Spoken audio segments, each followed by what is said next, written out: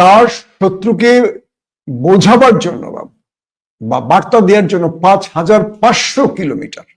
চিন্তা করেন, এই দূরপাল্লার নিউক্লিয়ার ওয়ারহেডকে সেট করেছেন এবার আমেরিকাকে টার্গেট করে, এবং ন্যাটোকে উদ্দেশ্য করে রাশিয়া বলছে যে তোমরা যদি নিউক্লিয়ার যুদ্ধ চাও আমরা প্রস্তুত।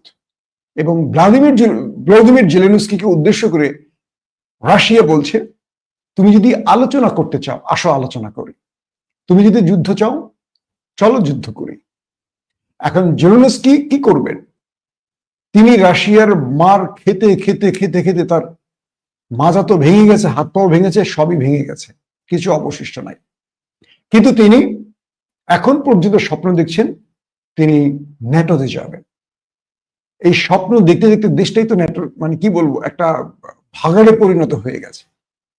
তিনি পূর্বে যা ছিলেন আজকে তার অবস্থা কি, এটাকে যদি পরিমাপ করতে যাই আমার মনে হবে একজন ব্যক্তির গড়তুমির জন্য একটি দেশ ধ্বংস হওয়ার এটি সবচেয়ে বড় উদাহরণ।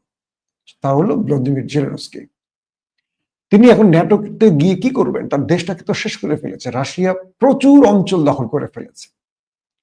এখন রাশিয়া নতুন যে প্রস্তাবটি দিচ্ছে সেটি হলো আলোচনার দরজাটা খুলে রাখার। দর্শক, আসি 2 নম্বর খবরে।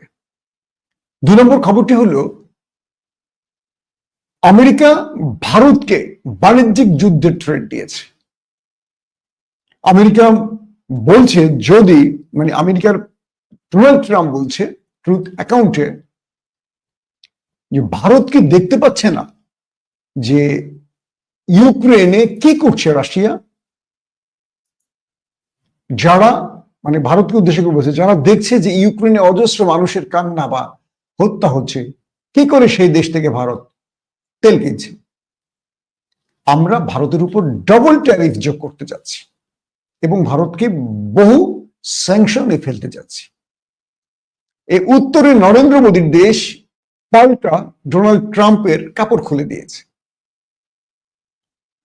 নরেন্দ্র মোদী বলছে ইউক্রেন রাশিয়া যুদ্ধের সময় শুরুর দিকে আমেরিকাই আমাদেরকে বলছিল রাশিয়া থেকে তেল কেন, এবং আমরা রাশিয়া থেকে অল্প টাকায় তেল কিনে পরিশুদ্ধ করে রিফাইন করে এগুলোকে আমরা ইউরোপের বাজারে বিক্রি করেছি রিলায়েন্সের মাধ্যমে।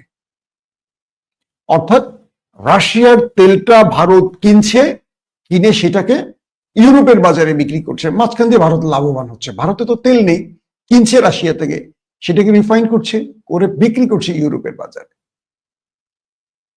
নরেন্দ্র মোদী বলছে ডোনাল্ড ট্রাম্পকে উদ্দেশ্য করে যে আপনি একজন মুনাফেক, কারণ আপনি নিজেই রাশিয়া থেকে তেল নিচ্ছেন, গ্যাস নিচ্ছেন, পেট্রোলিয়াম নিচ্ছেন, বা যেটাকে বলে আমরা কি বলে ইলেকট্রিক গাড়ির জন্য যে জ্বালানি ব্যবস্থা সেটাও আপনি রাশিয়া থেকে নিচ্ছেন।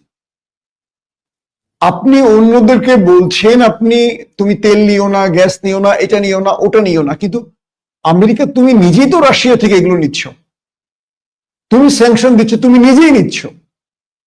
তার মানে তুমি একটি মুনাফেক, তুমি অন্যকে নিষেধ করো, নিজে সেটাকে গ্রহণ করো। অর্থাৎ রাশিয়া থেকে অনেকগুলো প্রয়োজনীয় তেল, গ্যাস এবং ইলেকট্রিক গাড়ির জন্য যে জ্বালানি সিস্টেমগুলো, আরো অনেকগুলো ব্যবস্থা আছে যেগুলো রাশিয়া থেকে নিচ্ছে কে? স্বয়ং আমেরিকা এবং ইউরোপ রাশিয়ার গ্যাসের উপর টিকে আছে ধরেন। তাহলে ভারতের জন্য তুমি স্যাংশন ঘোষণা করছো, ভারতকে থ্রেট দিচ্ছ কেন? নরেন্দ্র মোদী সরাসরি ডোনাল্ড ট্রাম্পকে এই ভাষায় কটূক্তি করলেন। ট্রাম্প বললেন মোদীর তো সাহস বেড়ে গেছে, ওদেরকে 25% না প্রয়োজনে 50% ট্যারিফ দিব।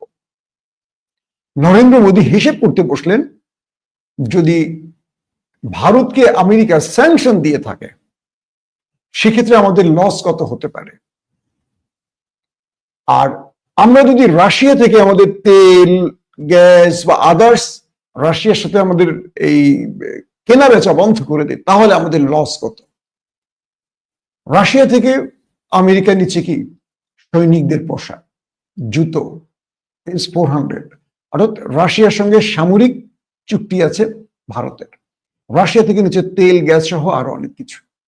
আর আমেরিকা যদি ভারতকে স্যাংশন দেয়, ধরেন 10 টাকার ক্ষতি হবে ভারতের, আর রাশিয়া থেকে যদি ভারত মুখ ফিরিয়ে নেয় আমেরিকার ভয়, তাহলে 15 টাকার ক্ষতি হবে। তো ভারত রাশিয়া থেকে তার বাণিজ্যকে অব্যাহত রাখতে 15% লাভের আশায় সেটাকে বলবৎ রাখতে চায়। প্রয়োজনে ভারত কি আমেরিকা থেকে তারা সরে যাবে। যখন ডোনাল্ড ট্রাম্প ভারতকে থ্রেট দিলেন, তখন ভারতও পাল্টা তার কাপড় খুলে দিল ডোনাল্ড ট্রাম্পের।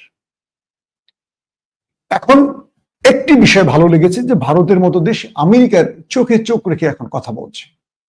এই বিষয়টি ডোনাল্ড ট্রাম্পের পছন্দ হয়নি। তিনি যারা গুগলে, ইউটিউবে, মাইক্রোসফটে